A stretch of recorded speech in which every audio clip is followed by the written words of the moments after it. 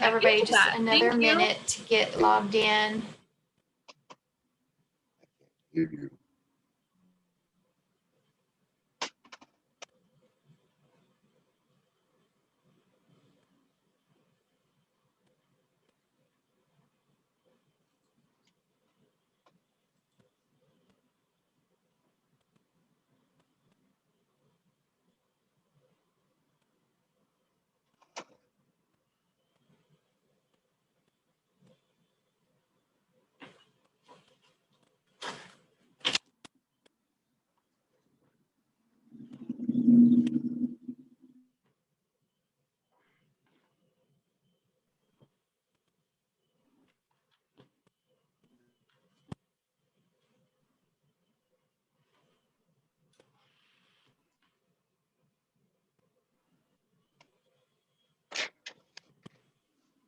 Okay, out of respect for everyone's time, I think we can go ahead and get started.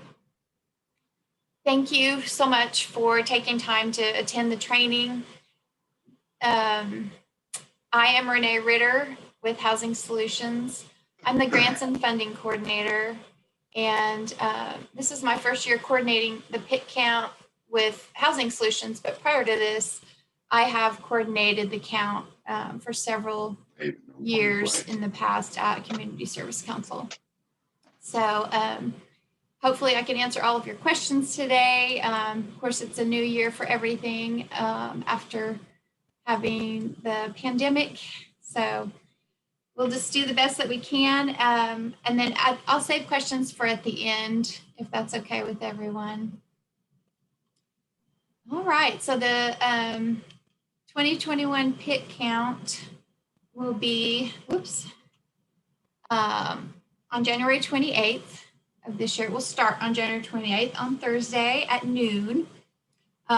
There's usually a few new people in my training, so forgive me for those of you that are old hats at this. I'm going to just go over some of the basics. The count is mandated by the U.S. Department of Housing and Urban Development, and it is an annual count. In Tulsa, it's an annual count of all sheltered and unsheltered homeless persons during the last 10 days of January. And I say in Tulsa it's annual because HUD only requires that communities do it every other year. And Tulsa has done it every year for at least the last 6 years. So we have a really great data set from that, although this year is going to screw that up. So we won't have, that'll mess up our data set. But Tulsa has chosen to do the count, although HUD has given communities flexibility on whether or not they want to hold their unsheltered count this year. The sheltered count is still mandatory, but that data can be easily pulled from the Homeless Management Information System. But Tulsa decided to go ahead and tackle doing an unsheltered count and get that valuable data that we need to see the effects of the pandemic on our population. So the sheltered count is going to be one day. It'll be January 28th, starting at noon until the 29th at noon. Most shelters are going to just count their guests that night and not worry about the next day, which is, it's preferred, but places like Iron Gate where they're serving, that's where when it carried over into the next day for our community. The shelter count will include only the emergency shelters, transitional housing, and if there are any safe haven units that are still filled.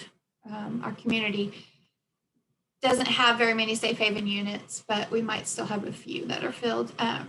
Also, to support that sheltered count, we're going to pull the Homeless Management Information System data, and we'll compare that to the number of surveys that we received to make sure that we counted everyone that stayed in shelter that night. If we are missing surveys for some that actually stayed, then we just count heads basically on those that didn't complete a survey. We won't have all of the questions that we ask on the survey for those that didn't complete it, but we will count that they were staying in shelter. So we will have a full count of those individuals.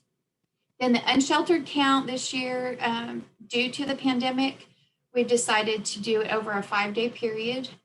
And Tyler Perrette will be organizing that part of the count. He has teams set up that will be going out in different sections of the city. They will start on the 28th, but they will go through February 2nd as needed to known locations, and the geocodes that we collected in last year's surveys, we'll use those also to help identify locations. And with that, the unsheltered count, we will only be collecting survey responses. Of course, we won't have the HMIS data set that we do for the shelters to where we could justifiably use that. So why count in January?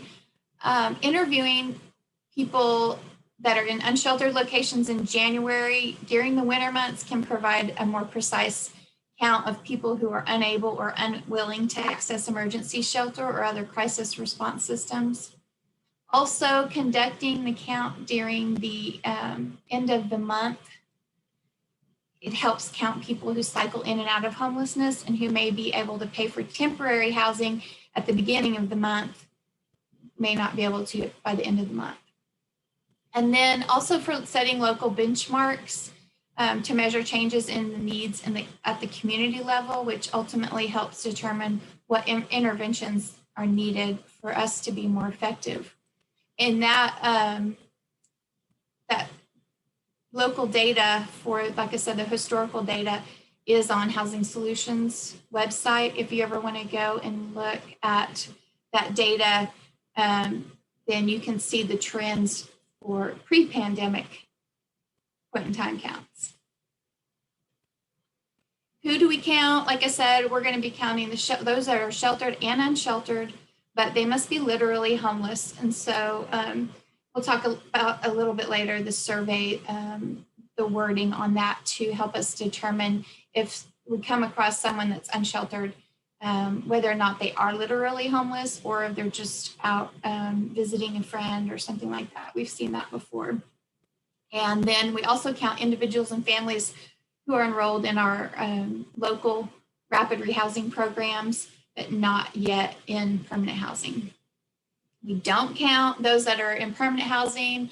The HUD definition of homelessness does not include those that are couch surfing or staying in a hotel that's paid for, they're paying for or paid for by a friend.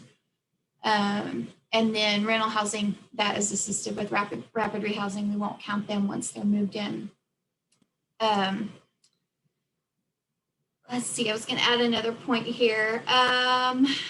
This year we have a lot of those that are staying in hotels that are paid for by a nonprofit organization.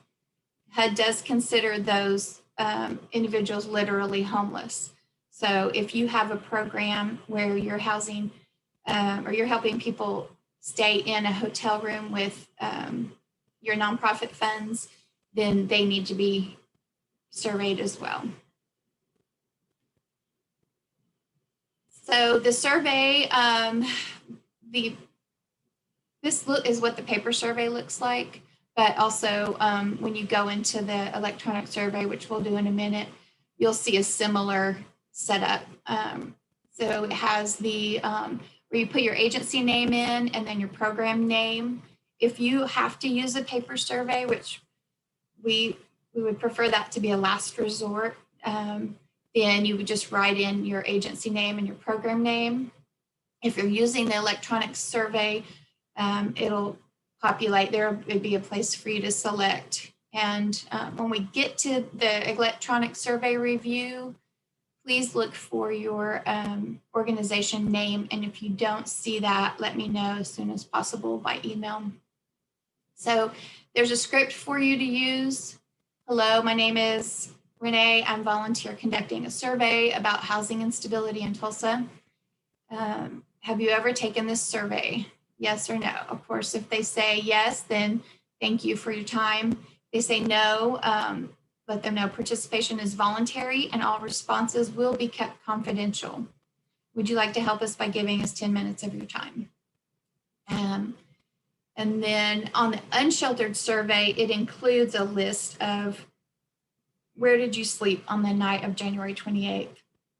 So with the HUD count requirements, we still have to identify where they were, what their situation was on the 28th. Even though we might be counting them on February 1st, we have to go back and say, where did you sleep on the night of January 28th? And then if they identify they were in a house or apartment, jail, hospital treatment program, motel, hotel, none of those would, actually all of these options would suspend the survey. And on the electronic form, the survey would quit for you. So, but with this, you'll just know if they say any of these options, then you don't collect the survey response. So best practices, confidentiality and respect for their privacy is taken very seriously.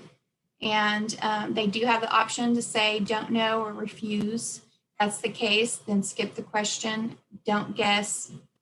Even if you know them, if they prefer not to respond to that, then we're going to respect that. Follow the script and don't complete it if they do not confirm that they are homeless and they have not completed the survey.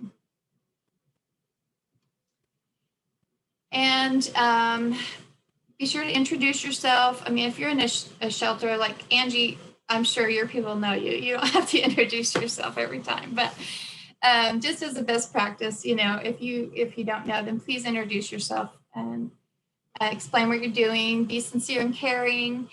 I know you guys all will already adhere to all these, I'm sure, but remain calm. We do have some volunteers that don't work in our system regularly. And so it's really important to just remain calm and honor the requests of those that you're speaking to. If you're doing the unsheltered count, layer up. I think the weather's actually going to be really nice, if I remember correctly. Carry your ID with you and be sure that you hydrate. Mother Renee coming out here. Do not wake someone up if they're sleeping. Just leave them alone. Don't approach someone if you feel unsafe. Don't mandate participation or invade someone's personal space. And of course, that can be different for different people. So you just kind of have to use your own judgment on that. Don't make promises that can't be delivered. You know, if you fill this out, you're going to get housing, things like that. Don't be judgmental. You know, we're all in this crazy world together, and we all have our faults. And so don't take pictures, please. That's just to be respectful of the respondent. And don't deviate from the survey. Now, Becky is going to go over the electronic survey. Can you share your screen? Okay. Yeah, let me get that set up. Oh, wait, do I have any questions from anyone before we do that?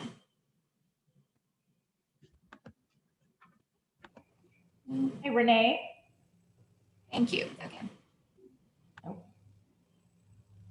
Is it too late to have somebody sign up to help to volunteer with the survey count?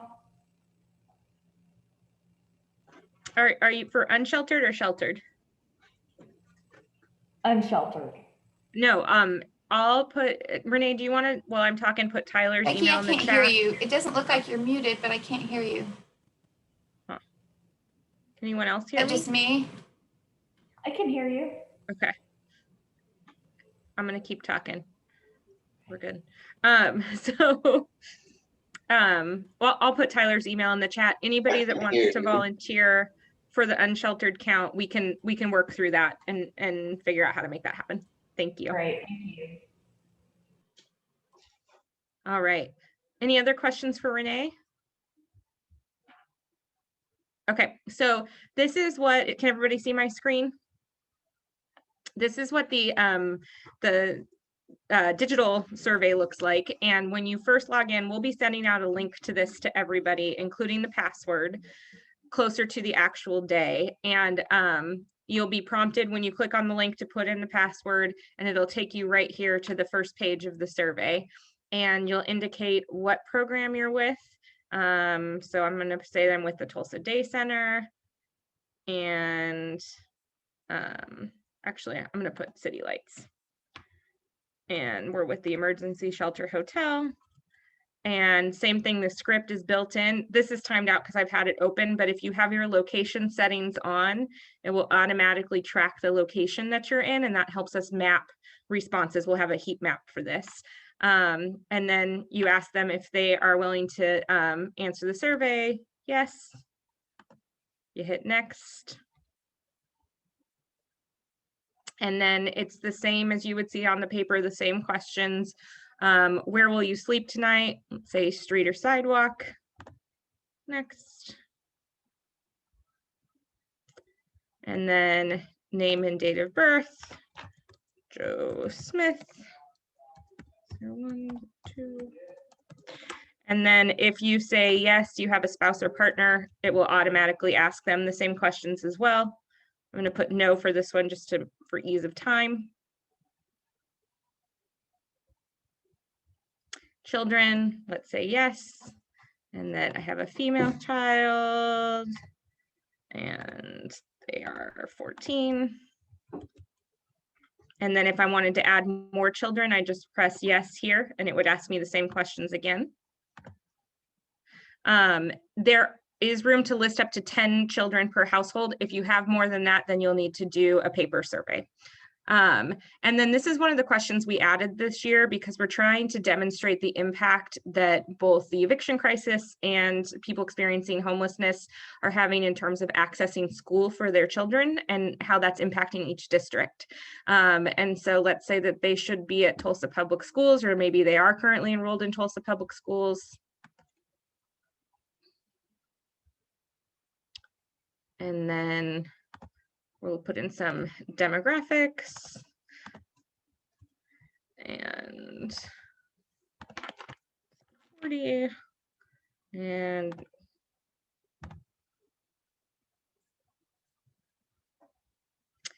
then where, before you became homeless, where did you live? Again, we're trying to capture some data. We know the myth about people being sent here. And so we want to show that we know that there's a lot of people that are becoming homeless in Tulsa County and in Oklahoma. So we're asking that question. How long have I been homeless? How many times? This is another question that we've added. We know that our eviction crisis continues to ramp up people experiencing homelessness. And so we want to be able to track people who have been evicted in the past year based on what we're seeing with the pandemic. We're also asking if their homelessness is related to the COVID-19 crisis. We're asking about emergency care and hospital admissions. So you can see these are pretty straightforward questions. The survey itself flows pretty quickly. I'm just going to randomly answer some of these.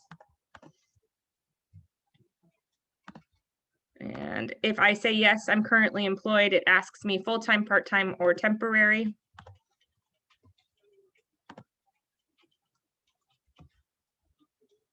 And then our last page is asking for what do I attribute my current experience of homelessness to? So I'm going to say eviction and job loss. And then what services do we need? Let's say food services and healthcare. Next. It's going to tell you that you finished the survey, and I'm going to press submit. I can always go back or start over if I think there's been an error. But if I press submit,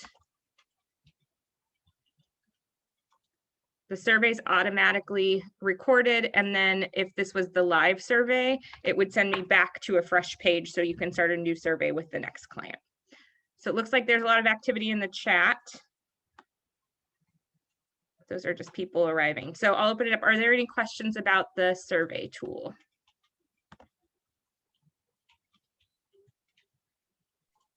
Okay, great. And we'll be on call while you're using it. So if you find anything strange, I'm going to put my email in the chat so you can email me any issues you might be having with the survey tool. And I'll put Tyler's email in the chat if anybody wants to get involved in the unsheltered count. So I'll turn it back over to Renee. Thank you. I will be, I sent out the paper survey today to give people time to copy it. If you did not receive that email, then let me know. I will also put my email in the chat. And then if you do a paper survey, you can contact me to coordinate getting those back. Since we have name and birth date and personally identifiable information, I don't want to take scanned copies this year because I'm not sure how secure that will be. Paper surveys will need to be put in a packet with the cover sheet that was also sent out, and that has instructions for how you return them, and then some information about your program that you'll need to fill in on the form.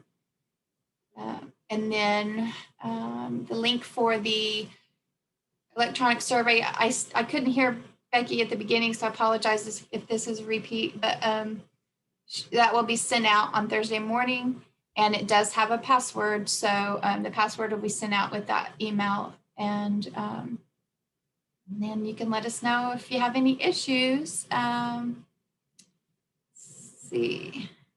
Okay. I think that's it. Any questions? Oh, Jim. I answered. It'll be 8 a.m. to 6 p.m. Okay. Yeah. All right. Well, thank you, everyone. That was nice and quick. Appreciate you coming, and it was good to see you all.